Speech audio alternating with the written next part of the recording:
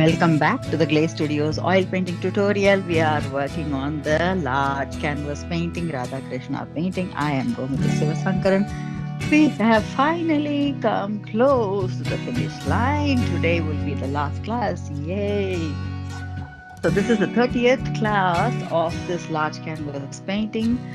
Quickly summarize, we started the journey 29 classes ago with an empty canvas 60 by 80 centimeter, and we went on this journey of finding references, deciding on what to put in, and so on, and then layers 1 through 5. We are nearly there. Fifth layer is what is going on right now, isn't it? So we are nearly there, completely close to completion. In the last class, we were working on the garland and the flowers.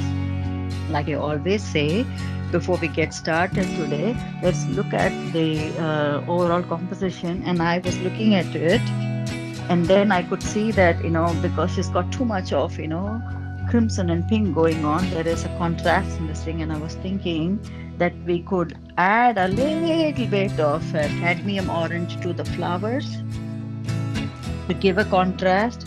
If you do not have a cadmium orange, if you mix vermilion, yellow ochre a little bit, there's another almost close to that tonality you might get. Also vermilion and yellow will get you close to that, more closer to that, I think. So I'm just going to add a little bit on her garland and give her a slight bit of contrast that she is missing there. Yeah. So I'm just taking another brush, around brush number, I think this is brush number 3. So I'm just taking a tad bit of that and going to use that. But before that, I'm going to push this camera to the front. So we will get started right away with the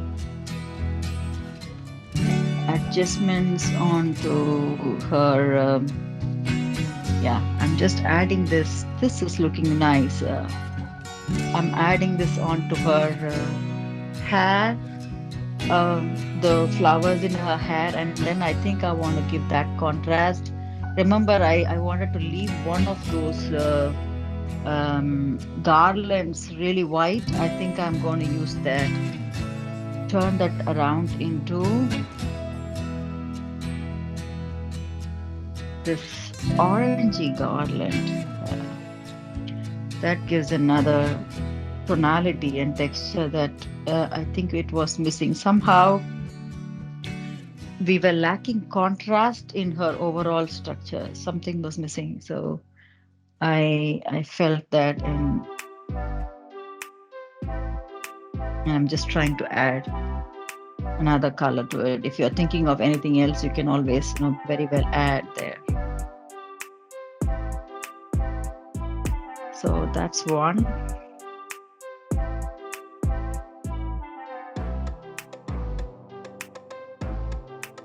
That was easy to turn it around and give that contrast.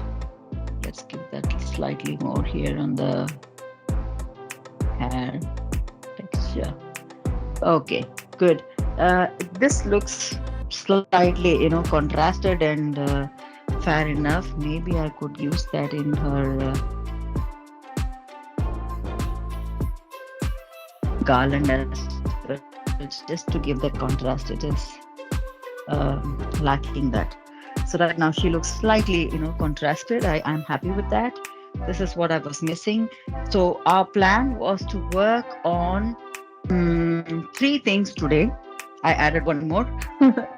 The 3 things are the leaves need to be reworked that we had to do, and then we do the background a little bit. I said we're going to do a slight bit of pattern, not too much, a slight bit of pattern idea, and then the third thing will be to sign off.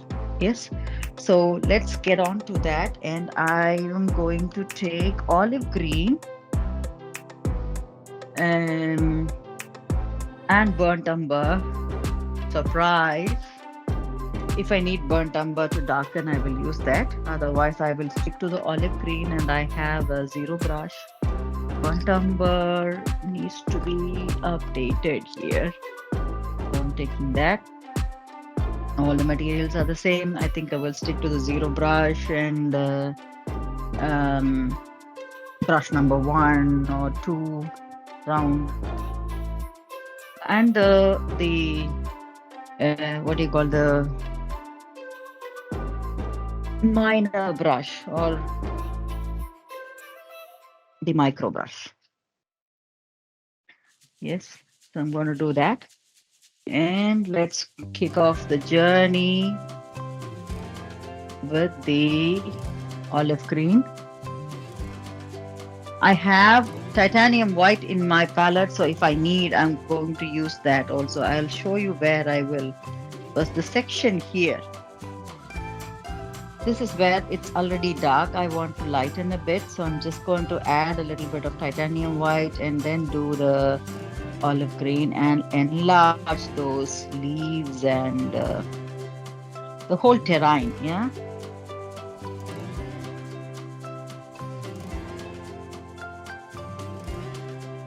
Now if I enlarge the leaves with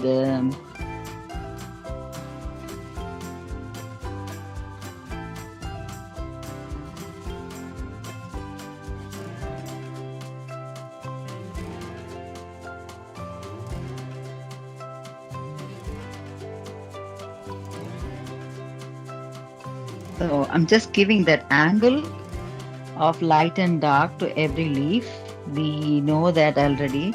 I am adding that angle a little more on a lighter note for the leaves that are visible here, because they are rightly placed in front of the crimson background of her cloth, and I want to make sure that the leaves are showing that they are catching the light. They are catching the light and not the cloth behind.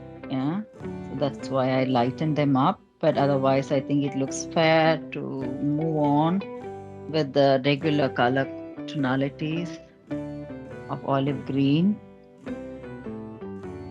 to these leaves and branches. Remember all these little, tweakings that we have done. We need all that to be clearly defined and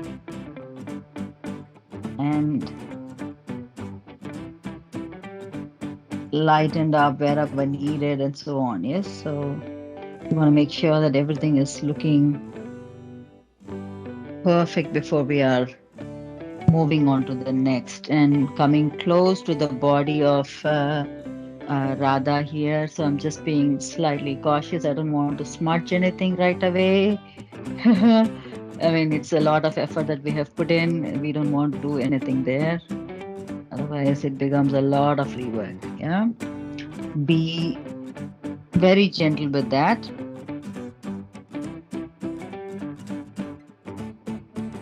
The leaves here, done.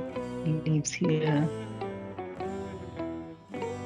done. And I think this structure as such has improved a little bit. Here it's become fuller, and I am going to go around doing the same thing on other sections. So I am moving this slightly out here so we see a little more of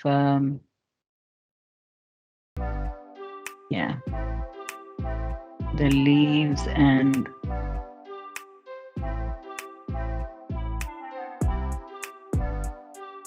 those curves, that we have created, the, what do you call, the creeper, that is moving around the body of the rope, also needs a little bit of, what do you call,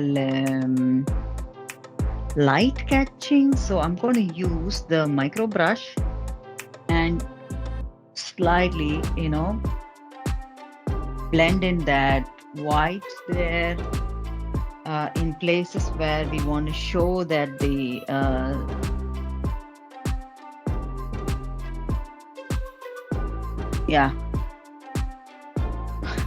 the creeper is on the go. Yeah, that's exactly what I wanted to say. Yes, so I have managed it here. I'm moving on with further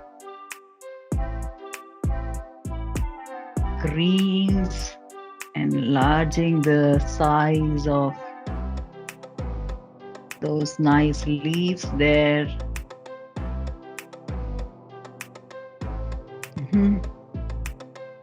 Mostly done on this section. Just checking if I have missed anything here.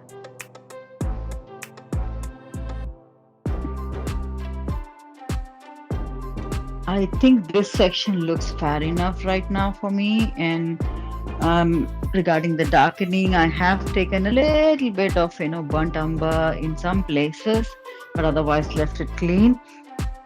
I'm ready to move on to the other side.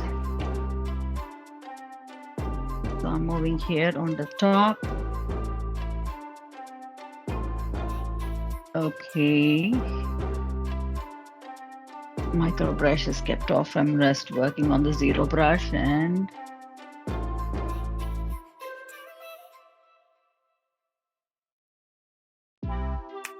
enlarging these leaves a bit.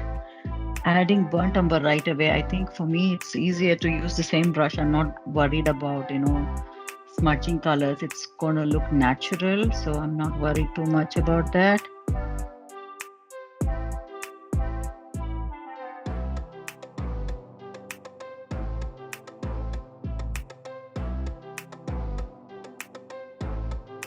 Okay, I can see that this is growing really fast and efficient. Good.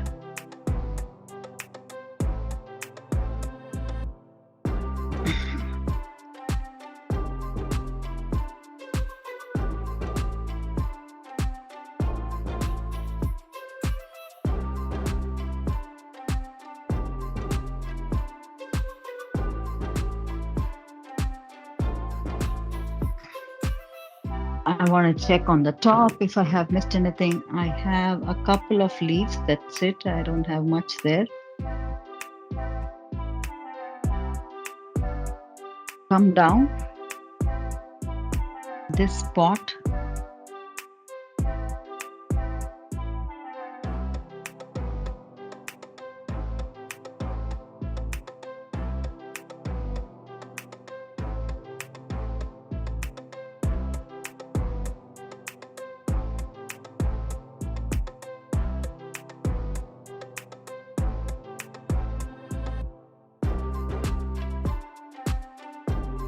Okay, I think we have managed fine with this.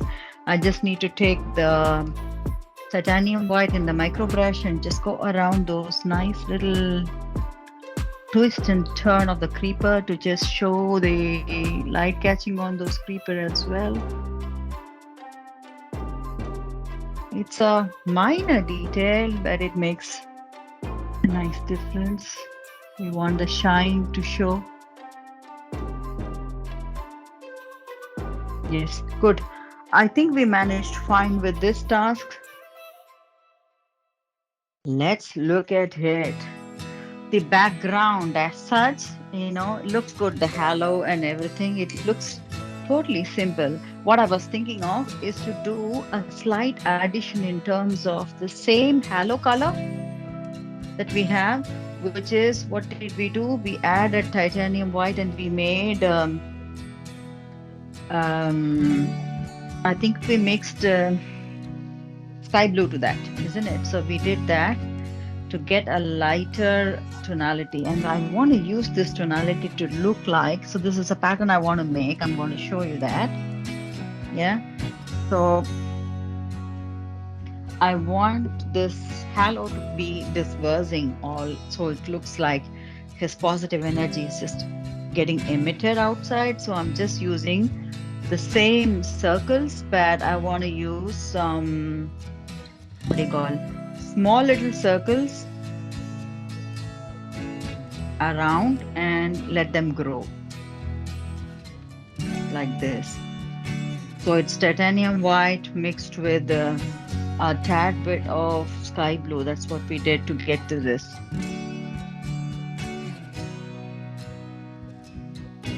color. And this is something I know I'm doing.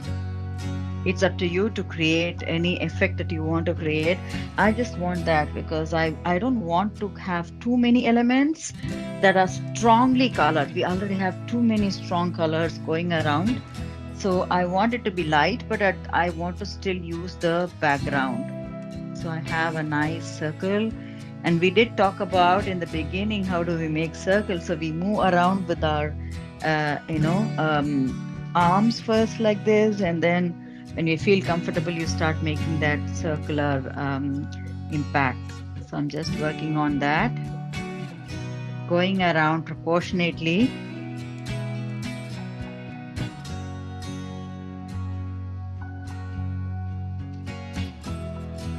When I need the color, I will take a little more, and I can see that here I can give another circle.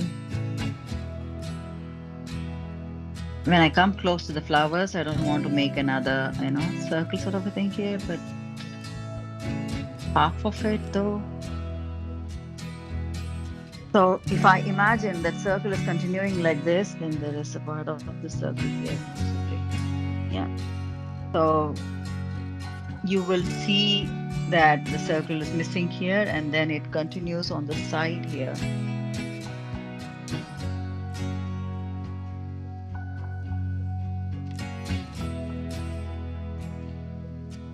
I'm just imagining 1, 2 goes, and the third one is here possibly.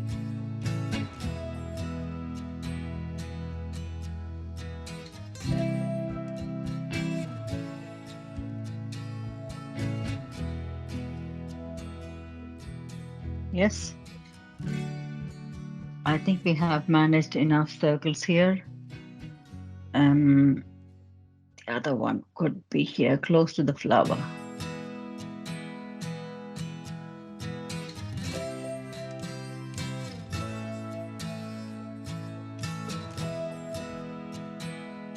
Yes. So we have that circular thing going. 2, 3. And it looks like, it's emoting, and it's slightly making the circle bigger also for me. I wanted that effect. I don't see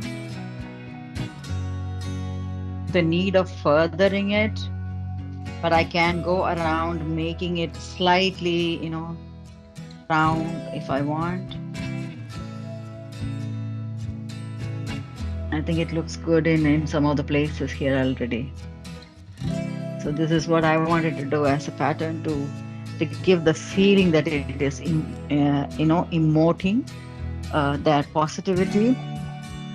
You can go around designing it in any which ways that you feel like. I am getting creative with it. I am thinking whether to take it around fully in another round or something. Can we test it and see? So the way I would test it is to just, so in between these 2 circles, I want another one plotted here. So I'm just making a dot and seeing where I want to plot. Another one here, another one goes here. So I'm just plotting the dots. The one goes on the top, and there's one here. One goes here, one goes here, and then there is this miss, and then there is a half of this visible here. One goes here. One, and one more comes here. That's another circle visible. Yeah, nice idea. Okay, then you have another circle here. This goes missing. This one's possibly visible. Goes missing, and then this one's, yeah. I guess we can manage another circle to that. Oh, yeah, let's try.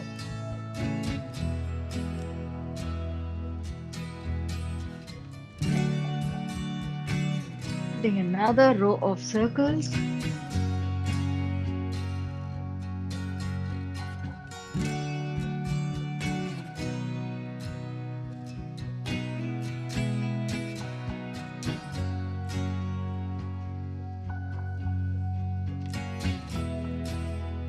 And it is just brush number 1 round that is going around like this.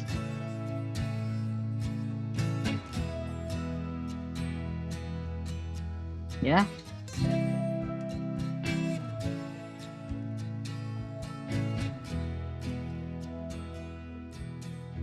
You can have any design, any pattern that you feel like. I am choosing to use a lighter color. Um, you can also try slightly darker tonalities also, and let me know how it feels if you are really motivated to do so. For me, like I said, I personally feel that we had used a lot of bright colors, so I just want the pattern to be so what do you call, down, played down rather.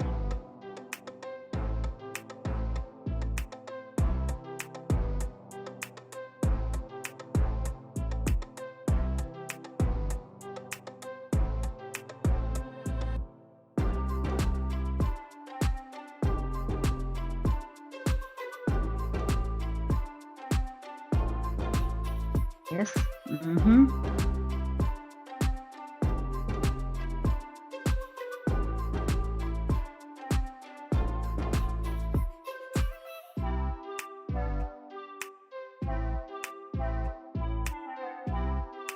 And remember when I do the sides of it, so it could be, half the circle going in the side.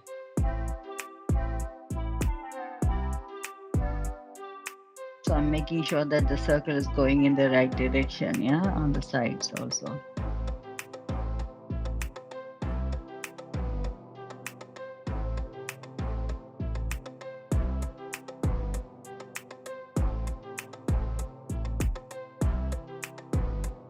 Okay.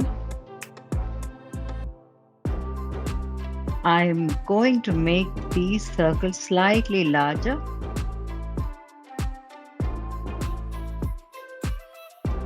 The circles in the front line, slightly larger.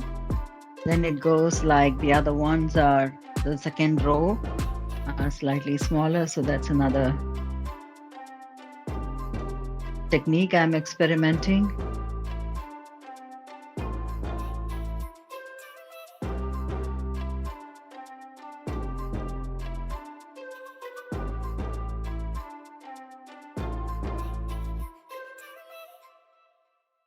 Yes.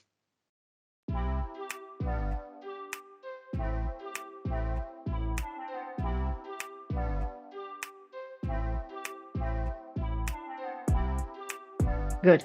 I think looks fairly well done here.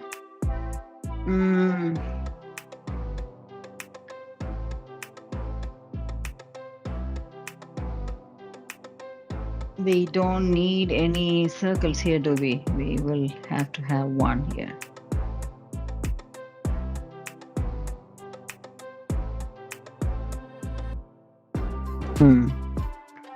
Good. I guess this is kind of summarizing and nicely finishing off the background without too much of work. And we are now ready to sign. Yes. So that's the important part of finishing. Yes. In case you feel you haven't finished anything, you can go around and work on this. I am going to show you how I finish. You have seen me already doing the first layer of my sign off. What was that? I used my finger impression as the first layer of the sign off. And right now I am going to add my name here, and I will use Prussian blue because that's what we used for Krishna's body color, and I like that, and I want to use that to finish my signature. I'm gonna take that and I will use brush 0 for the signing. But before I sign, and I have mentioned it also in my previous recording, that I tend to give my full name. So I have the habit of starting somewhere and going in another directions. Yes, artists sometimes are bad at handwriting, and I am one good example on that. So I'm going to need the help of a ruler to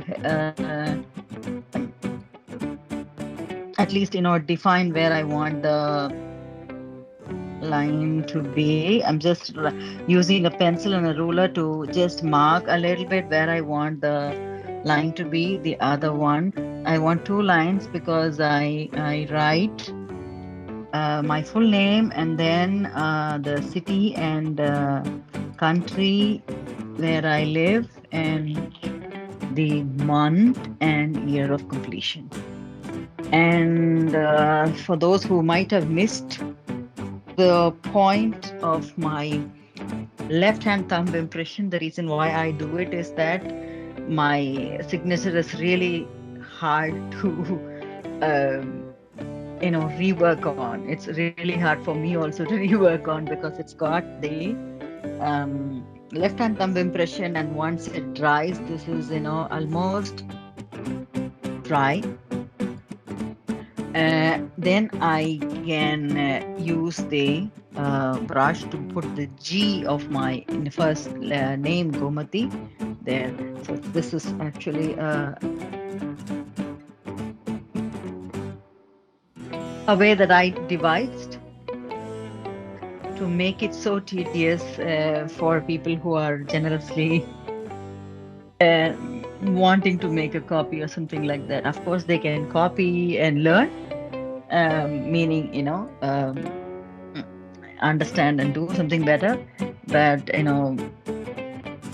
yeah, the the set of people that are curious to just cut off the name and use or something like that. That's also a reason I write my name very close to the foot of the god or any deity or any portraiture, any important person. So in a way, it's hard to cut off. So I'm just putting my G here. And it is not smudging because it's still what do you call it's dry. It is almost dry. So there is this first layer and this is the second layer going in. G is done. You'll have to write the full name. And you can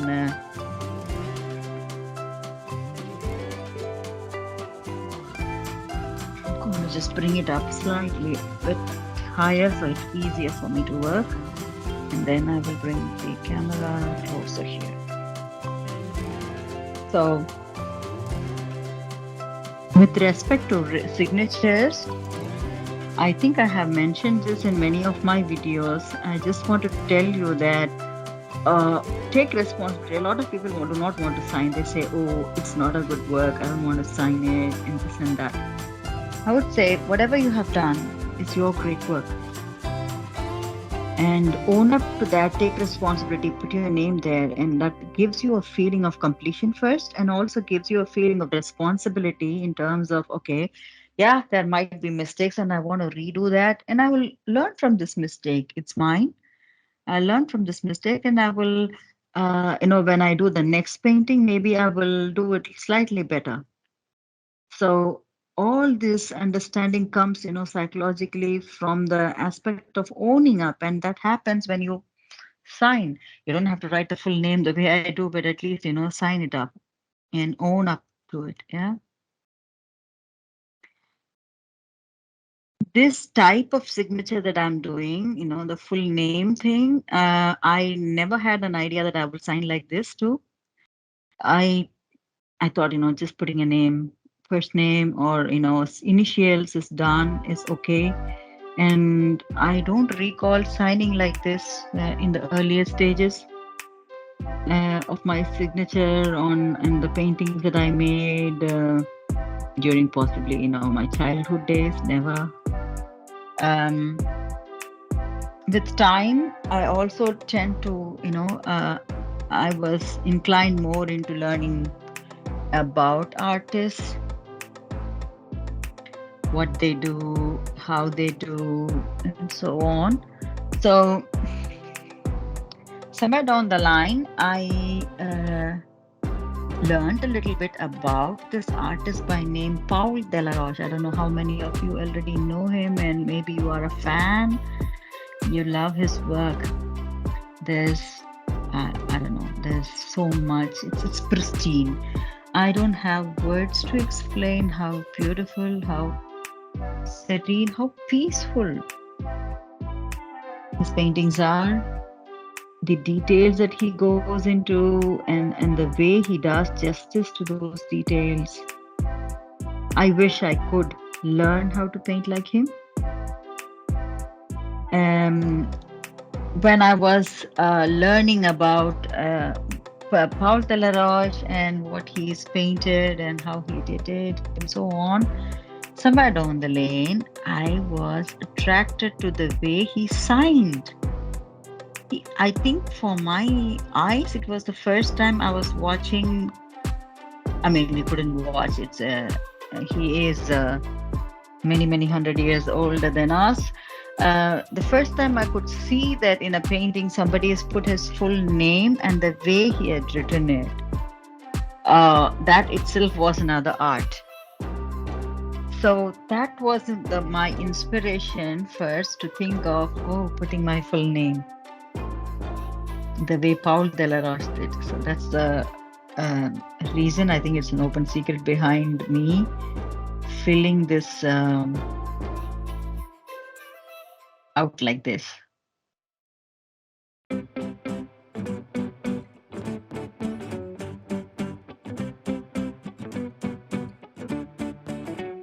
So there's one more thing to this I will do. Aside from signing here in the front, and that possibly I wouldn't be able to show you because the way I am writing my name, I will be writing the name of the owner who's going to get this painting with the full address, and I paint it with usually burnt umber because it dries really fast. I paint it behind the canvas, and I paint if it's the sale, any product of Glaze Studio has a product code. So the product code will be painted. If it's a sale, then there's an agreement number that is also painted, the date, everything is painted. Almost it looks like a receipt. The canvas behind looks like a receipt. That's what I tend to do. That takes 1 more hour of work at least, which I don't think is needed here in this case. It's just going to be painting like this, and I'm painting this, writing also, and capturing this so that you can feel inspired that yes, it's possible to write your name as well. I'm just checking. Is my spelling right? Yeah, I should know better. Sivasankara. Yeah, so that's something I do. So there will be 2 more in this case, 2 more, because there are 2 key characters. Right behind their faces, you will see that I'll have thumb impressions made. And then everything relating to the customer or whoever is the recipient is painted fully. Okay, my name is Dawn. I need to write the city I come from, the Nebo.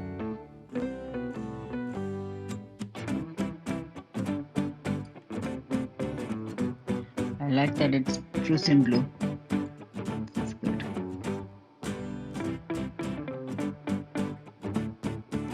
Yes. So it's possible to write, but just take it slow. I am doing with the zero brush. You can do with micro brushes if you if you want. And in the beginning, I also used to write with pencil. So I used to write and then paint on top of it.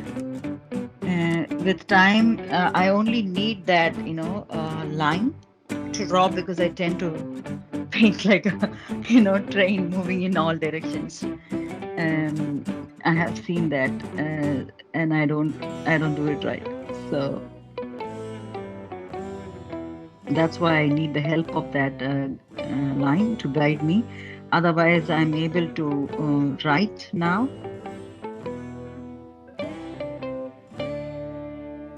Depends how complicated is your name. If somebody's got a huge name, maybe it will be a challenge.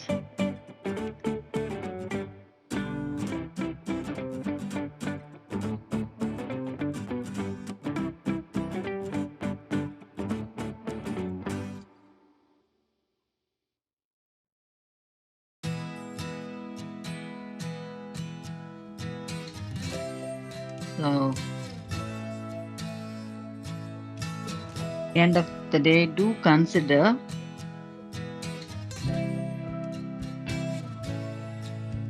painting your or signature as a part of the finishing ceremony. We are celebrating. This is exactly the celebration of your completion, isn't it? So let's celebrate it fully by acknowledging that this is your hard work and signing it off. Sindembo, Denmark. Even the kids that are coming to my class, I request them to try signing them. Most of them, they are paranoid, so they say, okay, I will sign behind the canvas, or they will only put initials. Even that, own up the canvas, even if it is just a color filling that they have done.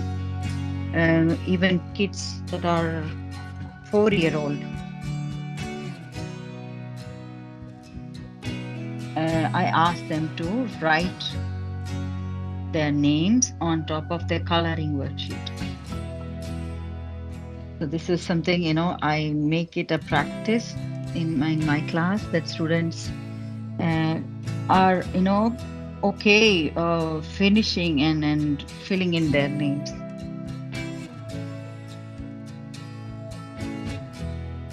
So they get used to this idea. And as they grow and their painting capabilities grow, and they are starting to work on large canvases, they know they once they finish, they are mentally prepared to sign. So they are not apprehensive. Doesn't matter how well they have done. They are happy, with what they have done. It's their work. As children, it's also wonderful to see that they are spending their time effectively doing something like that. Which month is it? We are in August. So you're seeing this being recorded in August.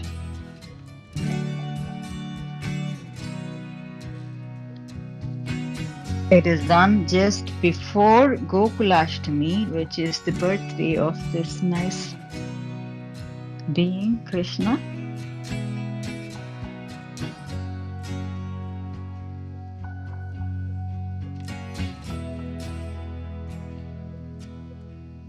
So this is going to be presented to the recipients just before that, so they could have a nice Gokulashtami.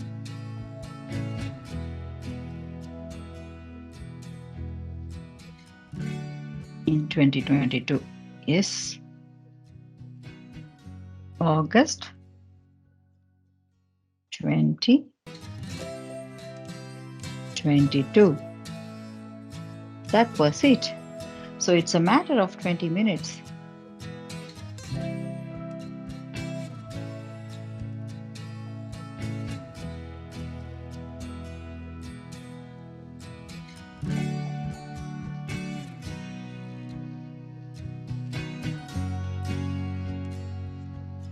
Okay.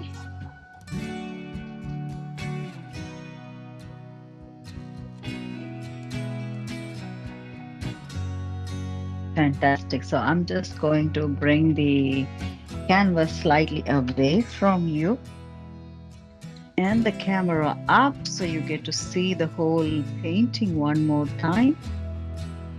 Wow, okay. One final look. Have we missed anything? I want to look at the peacock feather because it always really goes for a toss. No, luckily it survived this time. Yes, we have managed in between to fill everything. So this looks final. Yay! Fantastic. We have managed to complete. Yes. Thank you so much for coming this far, watching this patiently. I'm just moving the camera up and down to get to see the full. Of course, you will have the picture of it available for you to have a look. Yes, moving it slightly away. Get to see a bigger picture here. Yes. Oh, yeah. Grand. Yes. Fantastic. Thank you very much for following this through and congratulations on completing this painting. If you have taken more than the 30 hours, that is definitely not a problem.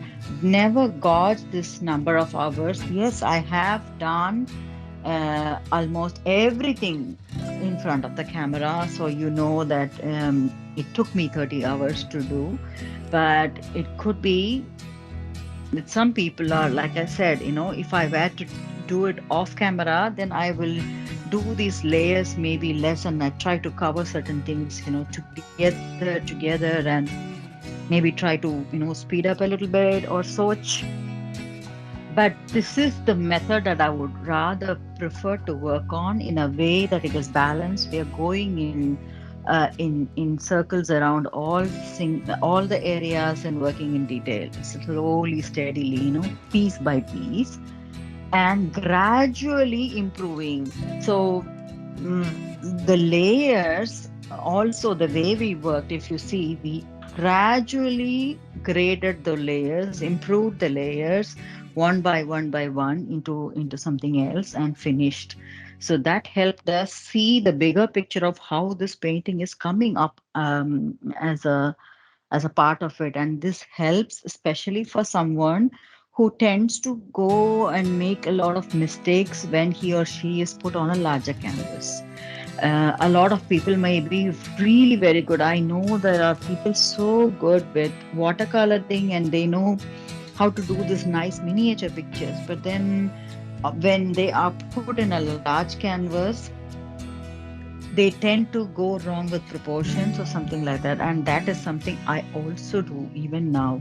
So you have seen me do some adjustments and changes along the line, so it isn't that, everybody gets it in the first go. So that's okay that if you have struggled with that.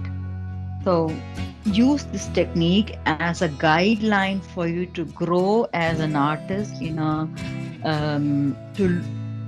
that can possibly look into the details and come back and look at the big picture also simultaneously. Keep a balance simultaneously and gradually improvise on that. And we have also talked about this, that this is in the end, this could be the beginning. You might say, no, I'm not satisfied, I want to work on hyperrealism, photorealism. These are also guiding lights for you to figure out what is it that you like the best. So if you are someone that wants to work on hyperrealism, then that's something that you can take up. And this is also a platform for you to see, because if you are able to sit for 30 hours, then yeah, can we push it to 40 hours and 50, 60, 100 plus to go to that level of realism that we want to work on? Yeah. It's just many hours of layers of work and detailing and understanding every single aspect of it. every single flower, every single detail. I want to work on it in great detail. So that's also something that you can think of. So use this as also a reflecting mechanism to understand where is it you want to go. And also we have tested doing a beautiful painting of Radha and Krishna, symbol of love, symbol of serenity, happiness. So I would wish you and your family to have the same happiness and ever so uh, growing love amongst you all. Yeah. Thank you very much again. Thanks a million for following this. Share your comments, your feedback, concerns, questions with support at theglazestudio.tk, and I will be there to help you. If you need any personal discussions and because you're really going off the grid, yes, you're also welcome to reach out to me in that regard. With that, I would like to say signing off. Yes, completing this picture happily with you and thanking you for this a zillion times, one more time. And yeah, signing off from the Glaze Studio. This is Gomati Sivasankaran. Bye bye.